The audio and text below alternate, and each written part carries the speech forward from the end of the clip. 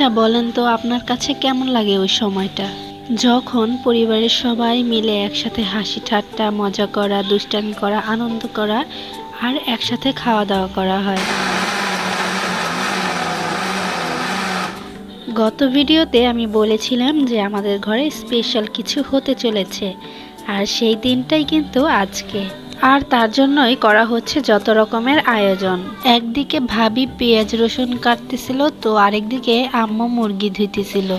এই সময়টা খুবই ভালো লাগে যখন সবাই মিলে বসে বসে একসাথে কাজ করি আর সাথে গল্প করা হয়। আর এইদিকে তো ভাবি আমাকে জিরাগুলো ব্লেন্ড করার জন্য লাগিয়ে দিছে, বলতেছিল আদা রসুন যেহেতু ব্লেন্ড করতেছো তাহলে কষ্ট করে আমার জিরাগুলো একটু ব্লেন্ড করে দাও।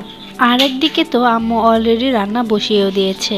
আজকে আমাদের ঘরে রান্না করা হবে মুরগি দিয়ে বিরিয়ানি, যেটা আমাদের ঘরের প্রত্যেকটা মানুষ পছন্দ করে। তো এখানে আম্মু মুরগিগুলো খুব ছোট ছোট পিস করে কেটে নিয়েছে, একদম বিরিয়ানিতে যেই রকম থাকে সেই রকম। এরপর সাথে যত রকমের মশলা আছে সবগুলো একসাথে দিয়ে এখন মাংসটা ভালোভাবে একটু কষিয়ে নেবে। আর এদিকে তো আমরা খাওয়া দাওয়া শুরু করে দিয়েছি। আমি আর মাহাদি কিছু কাজের জন্য নিচে গিয়েছিলাম, আর তখন মাহাদির এই ডোনাটটা পছন্দ হয়, তো সে এটা কিনবে বায়না ধরেছে। আর ওর আম্মু তো ওর কোনো বায়নাই অপূর্ণ রাখে না, সো এটা কিনে দিয়েছে। এরপর বাসায় এসে তো আমরা দুইজনই ভাগ করে খাওয়া শুরু করে দিয়েছি। আর এদিকে জাস্ট দেখেন মাংসটা কি সুন্দরভাবে কষানো হয়েছে, দেখতেই কিন্তু এখন অনেকটা লোভনীয় লাগছে।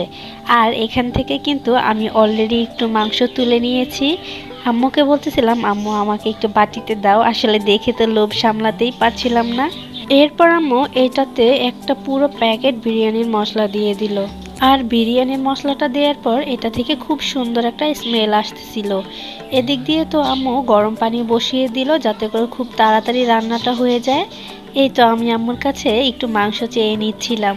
আচ্ছা আমার মতো এরকম কে কে করেন বলেন তো? আসলে মায়েদের রান্না এতটাই মজাদার লাগে যে এইভাবে না চেয়ে থাকতেই পারি না। আর এইটুকু মাংস নিয়েই কিন্তু আমরা সবাই একটু একটু করে খেয়েছিলাম। এদিক দিয়ে তো ভাবি পুডিং বানাচ্ছিল। ও হ্যাঁ, আপনাদেরকে তো বলাই হয়নি যে আজকে আমাদের ঘরে কি স্পেশাল ছিল। আজকের স্পেশালটা হলো আমার বড় ভাইয়া আর ভাবির ম্যারেজ ডে, 5 ইয়ার্স অ্যানিভার্সারি। তারা কিভাবে একসাথে 5টা বছর কাটিয়ে দিল। বিরিয়ানিটা যখন অলমোস্ট হয়ে আসলো তখন আম্মু এতে দিয়ে দিল একটু কেওড়া জল। আর এরপরই তো শুরু হলো স্মেল বের হওয়া।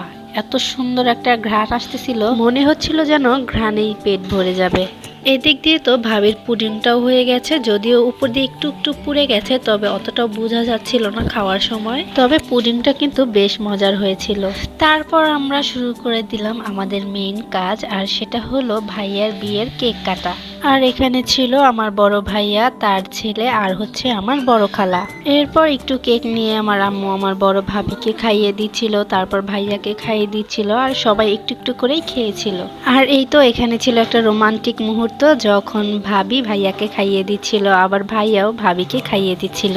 আর এটা ছিল আমার কাছে মারাত্মক সুন্দর একটা সময় বা মুহূর্ত, যখন আব্বু আম্মু একসাথে দাঁড়িয়ে কথা বলছিল। মাশাআল্লাহ, আলহামদুলিল্লাহ, দেখে আমার কাছে খুব বেশি ভালো লেগেছে। যাই হোক, তো আজকের ভিডিওটা আমি আর বেশি লং করতে চাচ্ছি না। আজকের ভিডিওটা আমি এখানে শেষ করছি। সবাই ভালো থাকবেন, সুস্থ থাকবেন, আমাদের জন্য দোয়া করবেন। আল্লাহ হাফেজ, আসসালামু আলাইকুম।